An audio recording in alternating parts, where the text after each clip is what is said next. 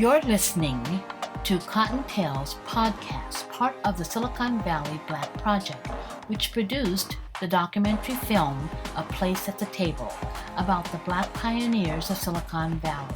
A Place at the Table can be viewed for rent on Vimeo.com on demand /A Place at the Table STEM. Through Cottontail's podcast, the Silicon Valley Black Project will continue to recognize the contributions made by African Americans. We will be featuring African American professionals, technologists in the fields of engineering, administration, and entrepreneurial pursuits from the past and present. Today, we're speaking to William Scott, the Chief of Police for the City and County of San Francisco. Chief Scott has brought his 27 years of experience to the Bay Area to lead the police force of this progressive Northern California city. While facing the biases and stereotyping of police work, he is meeting the challenges, determined to make the San Francisco police force one of the best in the country. First of all, I've been calling you is Chief Scott. What is your first name? It's on my birth certificate it's William. Okay. Yeah, most people call me Bill, but I go by either. Bill Scott. All right. And how long have you been with the San Francisco Police Department? 5 years, a little bit over 5 years. I started as a chief here in January of 2017. Mm-hmm.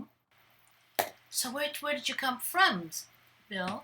Los Angeles. So my first 27 years in policing were with the LAPD. Mm-hmm. And I went through pretty much all ranks there, and I ended up at the rank of a deputy chief before I came here. Well, tell me what brought you to California. Okay, well, I'll start from the beginning. Born in Fort Riley, Kansas. Okay. And my dad was a military career U.S. Army. Mm-hmm. He was stationed, all over the place, fought in 2 wars, Korea, Vietnam. So the first year or so of my life was Fort Riley, Kansas. I was born there, and my dad got stationed to Germany. So the family moved to Germany early on. I think I might have been at the oldest 2 or so. Mm-hmm. And we stayed there for, I want to say 4 years. My early years were Fort Riley, then a base in Pirmasens, Germany. We moved back to the States in, I think it was 1969, 1970, to Fort Sill, Oklahoma. And my dad was killed in a traffic accident, work-related, there in Fort Sill, which caused my mom and the rest of my brothers and siblings to move back to Alabama, where my mom and dad were from. Mm. So in 1970, when we lost my dad, we moved back to Birmingham, Alabama. Most of my formative years were my schooling and all was in Birmingham, Alabama. Mm-hmm. And mind you, this was 6 years after the Civil Rights Act was signed by President Johnson. Yes. In a South that was, although legally illegal to be, segregated, it was still very segregated. Mm-hmm. So we stepped from a situation where, because of the Army environment, not to say that you didn't have racial issues in the military or for military families, but, you were forced to live in among an integrated environment. Mm-hmm. And going back to Alabama, where it was the exact opposite of that. So that was my early childhood. So school in Birmingham, elementary through high school. Most of my time there, kind of a little bit dynamic of the city at the time. As I said, it was struggling with integration, segregation. There was, white people moving out of the city into the outlying areas, and black people moving into some of the middle-class neighborhoods like my family. Mm-hmm. And the schools quickly turned from white to black within a number of years. Really within about 2-3 years. Schools went from white to black. And so from about the 2nd, 3rd grade to 12th grade, my schooling was predominantly black. And then I went to the University of Alabama and graduated from there. Okay. And shortly thereafter, I ended up joining policing. So So you studied accounting, but you became a policeman. I did, yeah. So How does that happen? When I went to college and went to accounting, the plan toward my senior year was to actually follow my father's footsteps, and I was all excited about joining the Marine Corps. Mm-hmm. And I was applying for officer candidate school and thought I was going to get in right after college, and then I got delayed and delayed and delayed. So in the meantime, I took a job. I think I sold cars for a little bit. I managed a McDonald's for a minute, waiting on the Marine thing to come. And then my cousin, who I look up to, he's about 5 years older than me, had already joined the LAPD. He came to visit me and my wife. I had just newly married, just bought a house and newborn baby. And he's like, I think you would do really, really well at this job. I love my job. I think you like it. And so as the story goes, when I was taking him back to the airport after he spent about, I think, 5 days with us, he says, look, I'm going to give you this number. This is the LAPD recruitment number. Call it. So I dropped him off. I went back to work, and from work, I called the number. And that was... and that was pretty much it. This was I want to say April of 1989. By June, I had applied, and I was out there taking the test out in LA, taking the test, and everything happened really quickly. This was during kind of the Clinton hiring years when there was a massive increase in police hiring, late 80s, early 90s. Mm-hmm. So it was a part of that era. And LAPD had an accelerated hiring process for out-of-state candidates. So they called us all in from out of state, and you did everything in a week.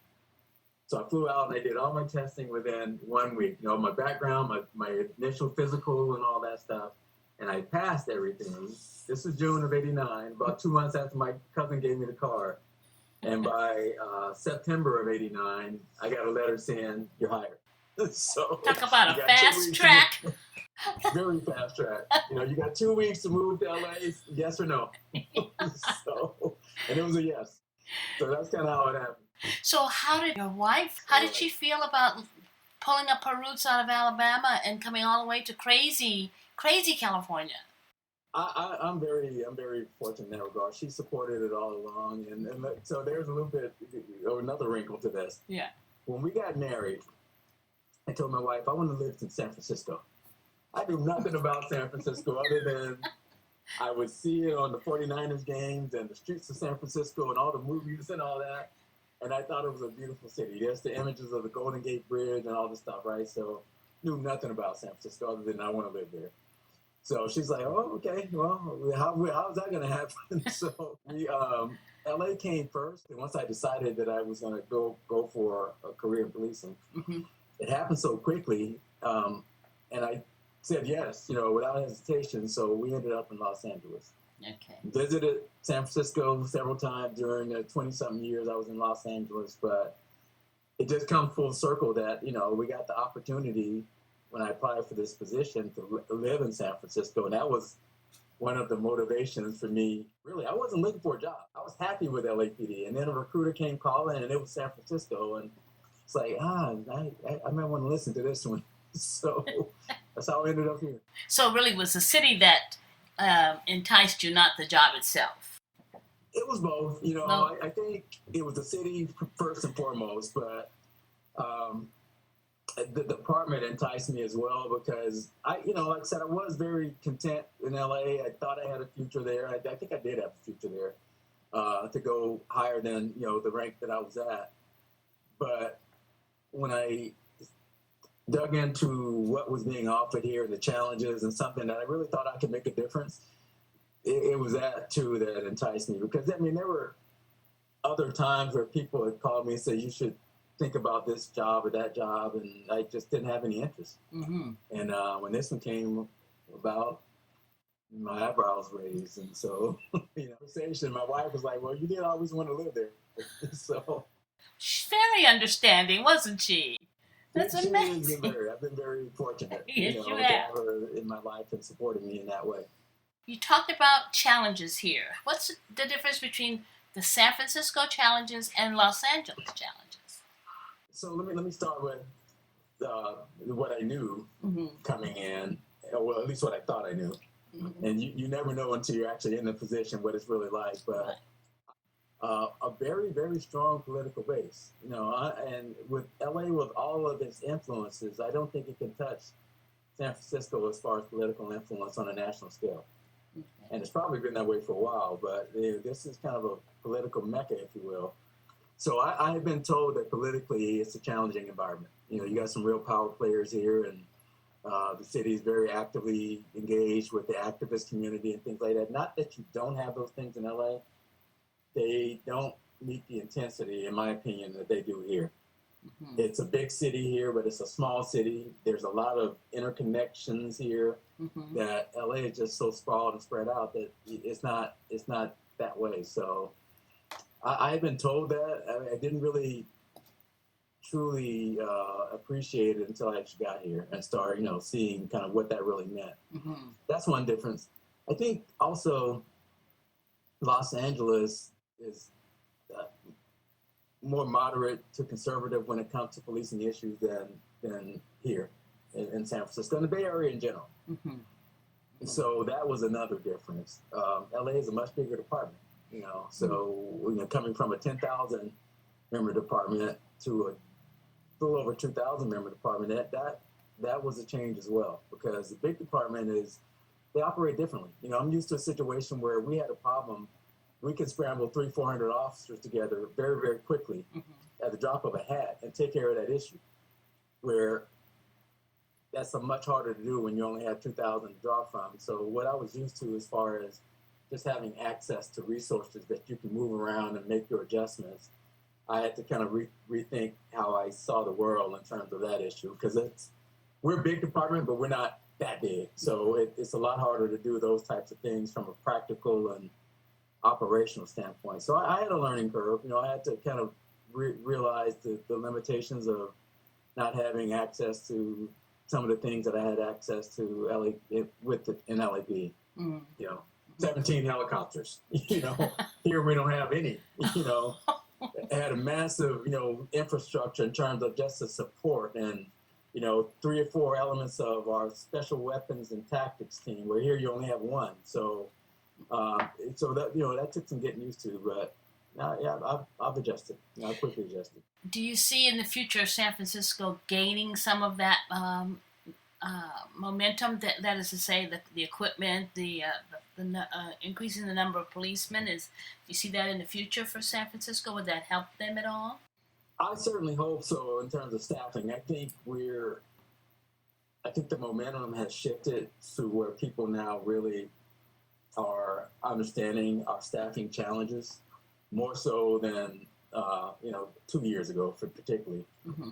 But I don't know that we'll see a shift with some of the other things. I mean, whether the city will ever have another helicopter unit. We had one before the helicopter crashed and ended up in fatalities, and that was the end of our helicopter unit. I don't know that we'll see that in my professional lifetime here, but I certainly hope at some point, that's back on the map, because those type of resources allow a police department to work a lot more efficiently, a lot more effectively, and it's definitely sorely missed by me, because I was used to having that all my career. Yeah. When you don't have to necessarily, when you don't have those resources, it's a different level of engagement. LA, you're kind of trained to contain, get the helicopter overhead, and you don't have to necessarily chase people down and wrestle with them, because you can contain them. There's enough resources. Take your time, slow it down, get the helicopter overhead, and we'll find them. Yeah. And if you have a helicopter with a spotlight sign shining on someone, you can tell it is actually a cell phone. Right, exactly. that kind of infrared, technology where you can see people hiding in bushes, and officers aren't having to go and pull people out of bushes when they're there, and you can employ other tactics. So it makes a difference, but I'm not complaining about it. I'm very fortunate to have an opportunity to be in a great city and be doing what I'm doing here. So we make do with what we have. So San Francisco then has fulfilled all of those dreams of yours, those ideas you had about San Francisco, or have they changed drastically? No, I think I think a lot of what what I have come to understand better and appreciate are, in a lot of ways, really good things in terms of my development. Because the thing about San Francisco that is, I say, somewhat unique, maybe not totally unique, but things that people probably wouldn't dare do in policing, I feel like we can do here, or we can try to do here, you know, and because the city is a progressive thinking city, so things that people will, in some places, wouldn't even think about doing, like banning booking photos that we did 2 years ago. Oh, you know, the distribution of booking photos to the media. Okay. You know, when we did it to try to undo some of the bias and stereotyping that goes along with that process, when you see over and over again in the newspapers, on the television news, what's your typical suspect? It's usually a black or brown man, and that gets in your head, right? Definitely is going to impact the way you think about that issue when that's all you're seeing. Yeah. So things like that are really exciting. You know, we've done some things that I don't know that even in LA that I would be able to do if I were a chief there. So what else? What have you done that you couldn't do in LA? we just started about a year or two ago, about 2 years ago. It actually started last year, right? Yeah. We started this racial reconciliation. This whole series. We have one tomorrow, as a matter of fact, with our management, and that now has grown to where we just took our first trip with this nonprofit, Soldier to the Past, back to ground zero of the civil rights movement. Birmingham, Alabama, Philadelphia, Mississippi, Jackson, Mississippi, and the trip culminated in Memphis, Tennessee, where Dr. King was killed. We did this trip in conjunction with Pepperdine University, at least this first one. We took our whole recruit class, which was a small class, and members of our command staff, and we went back into history to actually hear it from the lips of people who lived through it, like the one of the fifth little girl who got bombed in 16th Street Baptist Church, the sister of one of the young ladies who was killed, Medgar Evers' daughter, James Chaney, one of the freedom riders. We stood at his gravesite and learned the real history. I don't know that other cities are ready to do that. You know what I'm saying? And we're doing it to get better. We're doing it so we have a better understanding of how people see us. Because, for instance, the Philadelphia, Mississippi story with the Freedom Riders, it was a sheriff's deputy that put these folks in a position to be executed. You know what I'm saying? He was the one who handed these three to the Klan. Right. Yeah. And for command staff and law enforcement officers to stand at his grave and hear from his daughter, who was 10 days old when he was killed, never met her father, or he had never met his daughter, to hear from her of the impact of something that we policing help that tragedy to happen. It's impactful. Yes. It's very impactful. And then for the new officers, they really get a better understanding anyway, of how some people are wired, why they may not trust us. And this is generational. I would venture to say a lot of people that live in California have roots in the South. You know, people with generations of African-American people. Oh, absolutely. From starting in the 40s, we really had...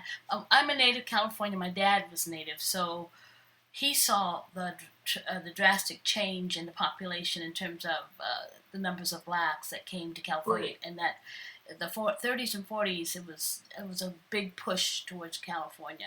So because we had these southern neighbors front, back, and side of us, all of a sudden, and just to hear their stories, how they lived, because we're thinking we got it really bad out here in California, and you hear these stories and you go, you can't do what? You can't walk on the sidewalk when this guy steps up there. You have to say sir and ma'am. It's like, what are you talking about? Oh yeah, absolutely. And to go back and for a lot of our members who took that trip had never heard the history, some of this history. and particularly as deeply as we studied it when we were there. So it was really, I think, enlightening for a lot of people. But it's more to it than just understanding history. You got to be able to relate it to what you do and how it may change the way you see the populations most in need to, with African American populations that are still struggling in the city. Yes. That we have to get in and work with members of the African American community, understand their journey. Mm-hmm. I say they. I'm a member of the population as well, but I'm talking from a policing standpoint. Yes. Understand the journey and be able to relate to why people. It may not have anything to do with disliking you as an individual, but they may not trust the institution of policing because of all these things. Right. That have been passed down through generations. When we were in Philadelphia, I think it was the James Chaney's grave. Mm. You know, we're in 2022, and that grave site still gets vandalized because of racism. Oh, that's you know, to the point where they had to have metal brackets holding the headstone up because people keep vandalizing and knocking it over and shooting at it and things like that. So, I mean, that was history, but you know, we still have some of this hatred in our society right now, and you know, not that course will correct that, but we have to be reminded that it's still real. Yes, very much so. Very much. Well, let me tell you an incident my husband and I had in San Francisco. It wasn't a bad one. It was surprisingly well done. We were waiting to go into a play, and maybe it was Hamilton. I'm not sure. Don't quote me on that. But we were waiting to go in, and we were all gathered on the sidewalk, and a belligerent person came out of nowhere, because we're right there by that street where they're all... Ugh. Anyway, long story short, this guy is literally hassling everybody on the sidewalk, and somebody called the police. Police car drives up, and we're like, oops, you know, we're backing away.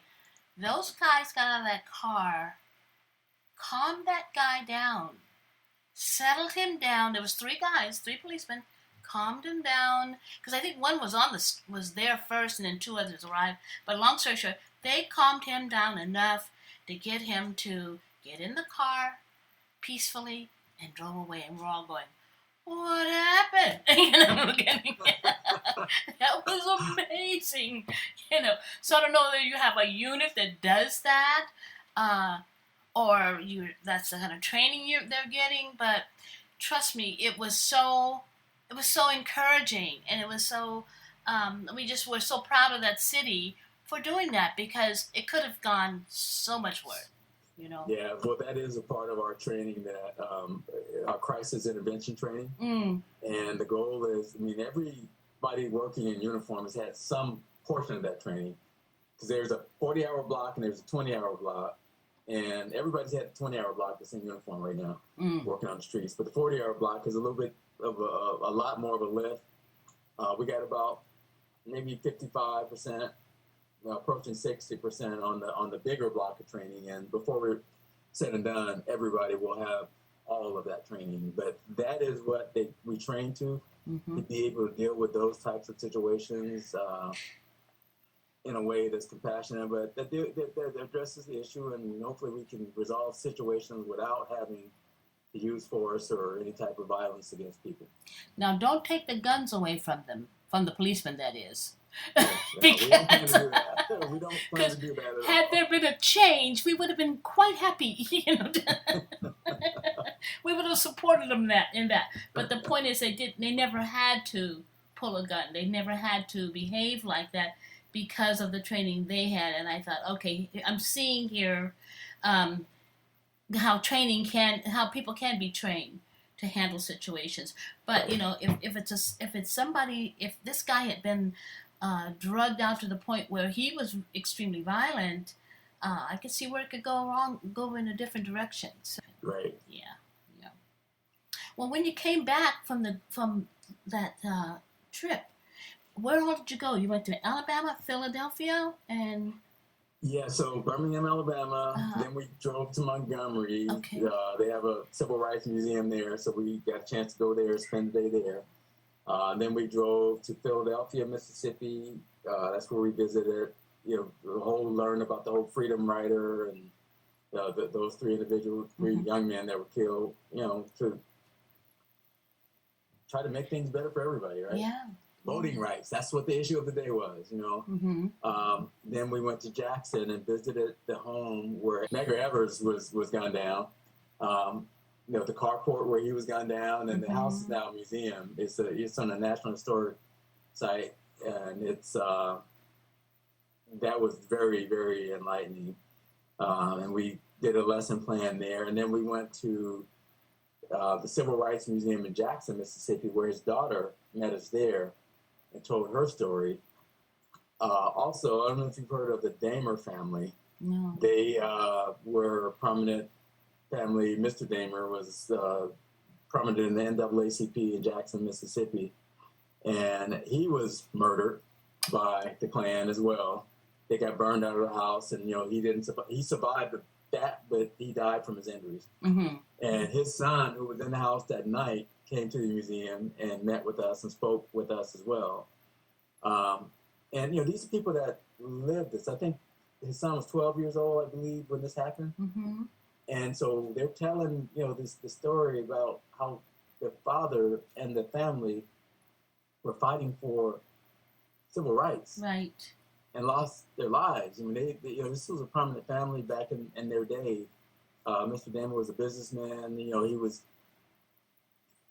biracial, I believe. You know, from slavery days, basically. Yes. So they very light complected, but they were black. Mm-hmm. But anyway, they lost it. You know, they lost their father, and a lot of they lost their home just for fighting for voting rights and civil rights. And so that was very powerful. And then from there, that night, Jerry Mitchell, who was an investigative reporter back in the day, who helped solve the Damer murder, because he ended up interviewing the Klansmen who had gotten away with this for a number of years. And they got the evidence they needed to reopen the case and hold this person to account, and this person was later convicted of first-degree murder. So, in the South? In Mississippi, in Jackson, Mississippi. So he gave his talk, and, you know, he has a whole book out, but it was just a very powerful 5 days. I had to come back to San Francisco, so I missed the last day, last 2 days actually, which was a trip to Memphis to the Lorraine Hotel, and there's a museum there, and they got to really experience, you know, the whole assassination of Dr. King, and, you know, Matt was there for that piece. I want to go back to finish that part of the trip, but it was just powerful. I mean, it was really, really powerful. It really had to be. No, we've traveled a lot, my husband and I, but we haven't seen the United States. Yeah. And we went to South Carolina about 4 years ago. Now that I had to put COVID in there someplace, so it's made it 4 years, and did a plantation tour, and I've done that. Going to be good. My husband was raised in L.A., but around a bunch of people from Texas, and so he has a southern way about him, and he's very accommodating to people, and I'd say, well, why would you say that? Why are you so nice? You know. There's a difference. It really is. Right. Yeah. He's one that I watch him. He says yes, ma'am, no, ma'am to the older ladies. I just can't make myself do it. I still do. I still do. Do you? Yeah. It was the way I was raised, and I still do. And people, don't call me that. And it's just the way I was raised. You know? Those are good manners, though. They really are good. I mean, it's respectful. It's just that I don't want to be called ma'am. Yes, ma'am. Even though the white hair might belie the fact that I'm in my 70s. So you call me Kathy. Exactly. So how has San Francisco treated you? Overall good. I mean, overall good. I really, this job has its challenges just by its nature. I've been welcomed here. I've been accepted here. I'm an outsider, so that comes with a little bit of I don't know, a little bit its own set of challenges. But overall, I've been treated very well. Yeah. Particularly being an outsider. I think some people didn't give me 2 years when I got here because I'm an outsider, and they had not had a chief from the outside that had lasted more than 14 months, I think. And there's only been, I think, 3 in the history of this department, 2 or 3. Is that right? So, with that, I feel blessed that been here for 5 years, and I don't plan to go anywhere anytime soon. Okay. It's had its challenges, but people have been very supportive. They welcome me and the family, and look, I can appreciate people who are first, second, third generation, second generation. They're very proud of their city, and there's nothing shameful about that, you know. So the fact that I've been, given this opportunity to help be a caretaker of this city really is an honor. Yeah. I mean, I look at it from that perspective because 61 people applied for this job, and I got chosen out of the 61. So, that is a real honor and a blessing for me. So, what kind of voodoo did you practice? Can I have the formula? No, just kidding. The one thing that I always have been is myself. I don't try to be somebody that I'm not. And, I don't know. I think that probably came across. Here's what you get if you choose me. How do you feel when you speak to people in power? Like, say, if a president came to visit, what would be your approach to that? Well, I can tell you, I met. He just left office, President Obama, which was a thrill, and I didn't know which side to stand on. There's a formality about taking pictures, and I was like, "So which side?" He's like, he looked at me like, "Don't you know?" He chuckled here, he laughed, and I did it right. But when you're asked to be a part of the serious conversation, no matter who it is, I think it behooves you not to be reckless, but if somebody's asking you your professional opinion, give it to them. There's always, the politics of you want to represent your city, your mayor in the best light. But at the same time, people, I think, appreciate candor and honesty when you get an opportunity to talk to somebody at that stature, whether it be the governor, which I've had the opportunity to do on several occasions. I've never talked to a sitting president, but what I try to do when I get those opportunities is speak honestly, tactfully, but do what I think I got invited there to do is to be a part of a dialogue. And you don't get that opportunity very often, so I do take it seriously, and I don't want to waste the moment. So if you could speak candidly and openly to the president, I'm the president, what would you tell me as a chief of the police in a major metropolitan city? What would be your main statement to that person? I would say right now that we really have to pay attention to what's going on in policing because I think we're facing a crisis. It's a profession where we have lost a whole lot of people in a very short amount of time. And many of the people that we lost, it was unanticipated. They either retired or resigned unexpectedly.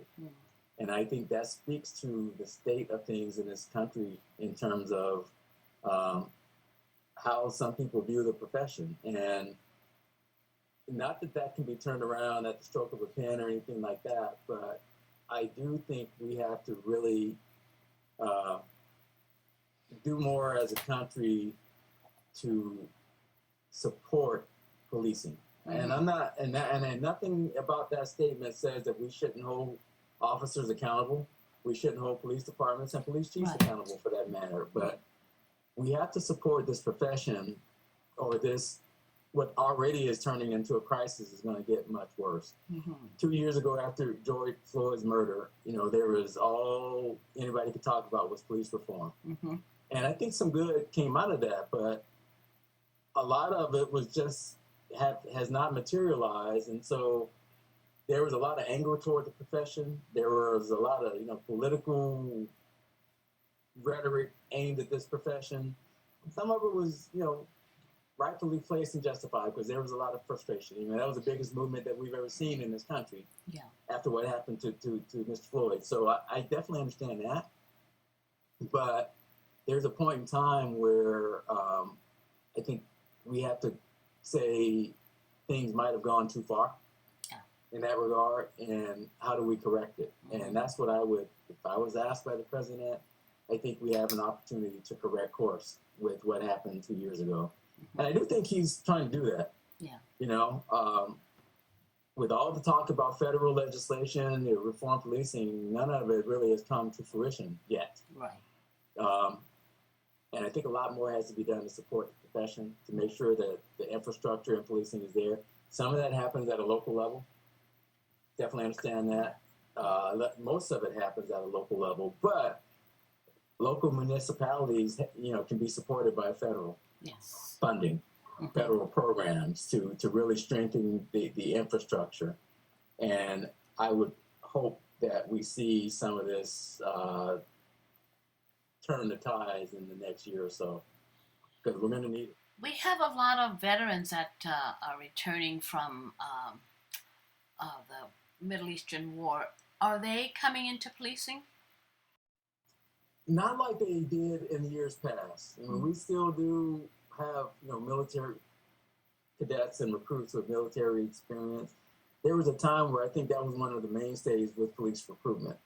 It's not that way anymore. I mean, the majority of our recruits in San Francisco are college graduates.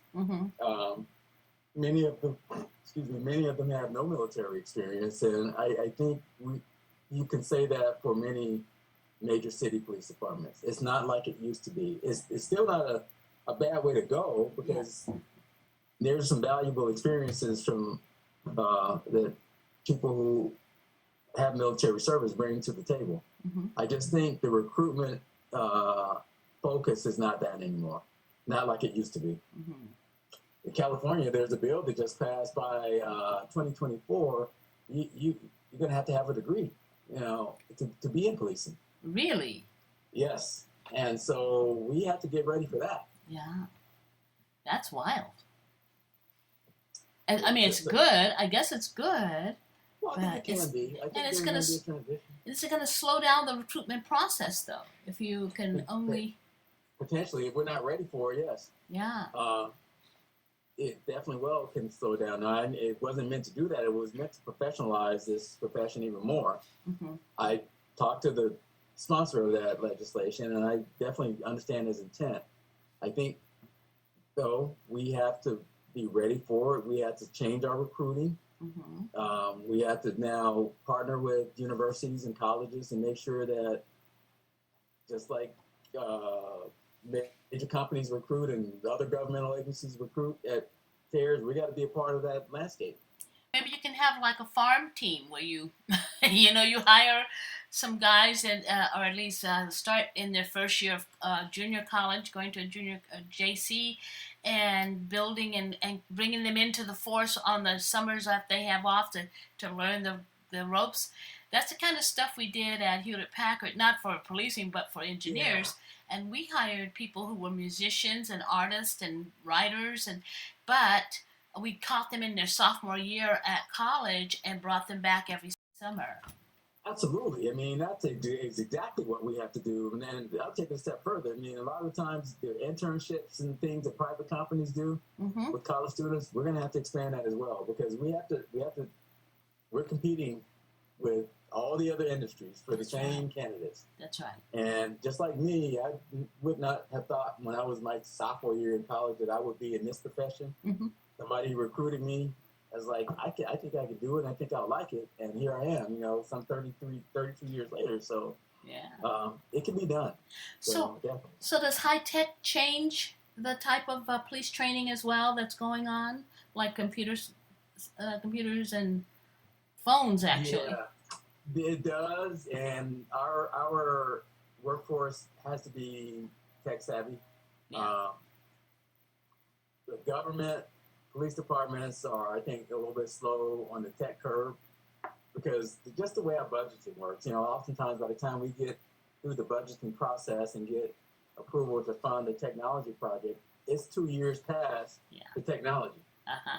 And sometimes we're behind the curve when we finally get these things on the ground. So I say that, though, the workforce that we're recruiting are a lot more, for the most part, tech savvy than prior generations. Yeah. So it's going to be a big part. I think we can do more to be more efficient, to be more tech effective and tech efficient. But we have to hire people that have the capacity and the bandwidth. Yeah. You got to put it in as a requirement to become a policeman. Yeah. Absolutely, yes, ma'am. Well, Ms. Cotton, I can see. Yeah. But you can. You're welcome for that suggestion on recruitment. You take it from a recruiter; it works. Yeah. Okay. Definitely. And I want to thank you, William, in quote Bill, for joining me on this little journey, and thank you for supporting my little project. Okay. All right, then. Great. Okay, thank you. Very nice to meet you. Oh, thank you. It's great meeting you too, and I hope to meet you and see you on a social level sometime soon. Me too. All right. Thank You take care now. You too. Okay, Bye-bye. Thank you, Chief Scott, for sharing your experience with us. San Francisco is so fortunate to have you. The work in the Racial Reconciliation series is just an example of the ways that law enforcement can use funds to further educate the men and women in the police force. Thank you, Chief Scott, for coming to the Bay Area with an open mind, willingness to learn and educate. And thank you for listening.